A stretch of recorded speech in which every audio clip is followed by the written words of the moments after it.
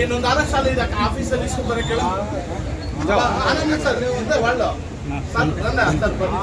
ಸಹಾಯ ಮಾಡ್ತಾ ಇದ್ದಾರೆ ಅಂತ ಇದೇ ರೀತಿ ಮುಂದುವರಿಯಲಿ ಅಂತ ನಾನು ದೇವರಲ್ಲಿ ಬೇಡ್ಕೊಡ್ತಾ ಇದ್ದೇನೆ. ಅವರಿಗೆ ಸುಖ ಸಂತೋಷ ಆರೋಗ್ಯ ಕೊಡಲಿ ಅಂತ ಸರ್ ಅವ್ರಿಗೇನಾದ್ರು ಒಂದು ಸಲಹೆ ನೀಡೋದಾದರೆ ಇದೇ ರೀತಿಯಲ್ಲಿ ಮುಂದುವರಿತಾ ಇರಿ. ತಮಗಾಗಿ ತಮ್ಮ ಹಾದಿಯಲ್ಲಿ ಹೋಗ್ತೀವಪ್ಪ. ಇದೇ ರೀತಿ ಮುಂದುವರಿತಾ ಇದ್ದೀನಿ. ದೊಡ್ಡ ಹುದ್ದೆ ಹೋಗ್ಬೇಕನ್ನೋ ಆಸೆ ಇಟ್ಟುಕೊಳ್ಬೇಡಿ, ಬಂದರೆ ತಗೊಳ್ಳಿ, ದೊಡ್ಡ ಹುದ್ದೆಗೆ ಹೋಗಿ ನನ್ನ ವಂದನೆಗಳನ್ನು ಅವರಿಗೆ ಅರ್ಪಿಸ್ತಾ ಇದ್ದೀನಿ. ಫುಟ್ಪಾತ್ ಒತ್ತುವರಿ ತೆರವು ಬಗ್ಗೆ ಏನಾದರೂ ನೋಡಿ, ಫುಟ್ಪಾತ್ ಒತ್ತುವರಿ ಬಗ್ಗೆ ನನಗೆ ನನ್ನದೇ ಆದ ಒಂದು ವಿಚಾರ ಇದೆ. ಅದು ಶುರುವಾಗುವ ಮೊದಲೇ ಅದನ್ನು ನಿಲ್ಲಿಸಬೇಕಾಗಿತ್ತು. ಒಂದು ಸಲ ಅದು ಬಂದು ಸೆಟ್ಲಾದ ಮೇಲೆ ಮತ್ತೆ ವರ್ಷಗಳ ನಂತರ ಅದನ್ನು ಒತ್ತುವರಿ ಮಾಡಿದರೆ ಅವರಿಗೆ ಮತ್ತೆ ಮುಂದೆ ಅವರ ಕುಟುಂಬಕ್ಕೂ ಅವರಿಗೂ ಬದುಕಕ್ಕೆ ಭಾಳ ಕಷ್ಟ ಆಗ್ತಾ ಇದೆ. ಆ ರೀತಿಯಲ್ಲಿ ಇವಾಗಲೇ ಮುಂದುವರಿ ಹೊಸ ಅಂಗಡಿಗಳು ಬಂದರೆ ಬೇಕಾದರೆ ನಿಲ್ಲಿಸಿಬಿಡಿ. ಆದರೆ 10-12 ವರ್ಷ ಅವರನ್ನು ಅಲ್ಲಿ ಬಿಟ್ಬಿಟ್ಟು ಅವರು ವ್ಯಾಪಾರ ಮಾಡಿ ಅವ್ರನ್ನ ಅಲ್ಲಿಂದ ಸಾರ್ವಜನಿಕರಿಗೆ ಕಷ್ಟ ಆಗ್ಬೋದು, ಆದರೆ ಆ ಕಷ್ಟವನ್ನು ಮೊದಲೇ ನಿವಾರಿಸಬೇಕಾಗಿತ್ತು. ಆ ರೀತಿ ಮಾಡೋದ್ರಿಂದ ಇವಾಗ ಭಾಳ ಕಷ್ಟ ಆಗಿದೆ. ಅವರಿಗೆ ಊಟಕ್ಕೆಲ್ಲ ಏನಿಲ್ಲ.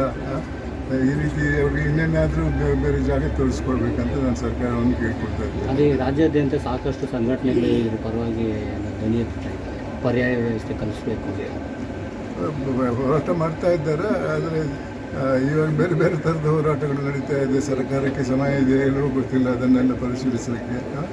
ಆದರೂ ಕೂಡ ಆದಷ್ಟು ಬೇಗ ಯೋಚನೆ ಮಾಡಿ ಪರಿಹಾರ ಕೊಡಬೇಕಂತ ನನ್ನ ಅನಿಸಿಕೆ. ನೀಟ್ ಪರೀಕ್ಷೆ ಹೋರಾಟ ಆಗ್ತಾ ಇದೆ. ಆದದ್ದು ಬಹಳ ದೊಡ್ಡ ತಪ್ಪು. ಅದನ್ನು ಮಂತ್ರಿಗಳ ರಾಜೀನಾಮೆಯಿಂದ ಸರಿಪಡಿಸೋಕ್ಕೆ ಸಾಧ್ಯ ಇಲ್ಲ. ಕೋರ್ಟಿಗೆ ಹೋಗಬೇಕು. ಕೋರ್ಟಲ್ಲಿ ಇದೆ, ಸದ್ಯದಲ್ಲೇ ಕೇಸ್ಗಳು ಮುಂದೆ ಬರ್ತದೆ. ಬೇಗನೆ ನಮ್ಮ ಚಿನ್ನಿಯವರು ಸೆಲೆಕ್ಟ್ ಆಗಿರ್ಬೇಕೀಗ. ನಮ್ಮ ಚಿನ್ನಿಯವರು ಅಂದರೆ ರಾಮಚಂದ್ರಪ್ಪನವರೀಗ ಮುಂದಿನ ರೂಹಾನಿಯಾಗಿ MLA ಆಗಬೇಕು ಅಂತೇಳಿ ಎಲ್ಲರ ಆಕಾಂಕ್ಷೆ ಇದೆ.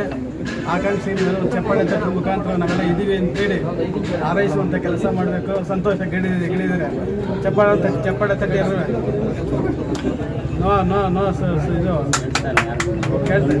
ಒಂದು ಚಪ್ಪಾಳೆ ಮುಖಾಂತರವಾಗಿ ಚಪ್ಪಾಳೆ ಮುಖಾಂತರವಾಗಿ ಉಡಿ ಚಿನ್ನಿಯವರು ಮುಂದೆ MLA ಆಗಬೇಕು ಅಂತೇಳಿ ಅವರ ಸೇವಾ ಕೈಕರ್ಯ ನೋಡಿದಾಗ ಅವರಾದರೆ ಭಾಳ ಸಮಾಜಕ್ಕೆ ಒಳಿತಾಗತ್ತೆ ಅಂತೇಳಿ ಭಾವಿಸ್ತಾ ಇದ್ದೀವಿ. ಹಾಗಾಗಿ ಅವರ ವರ್ಣನೆ ಹೆಚ್ಚಿನ ಮಾಡೋದು ಬೇಡ. ಸೇವೆ ಸಲ್ಲಿಸ್ತಾ ಇದ್ದಾರೆ.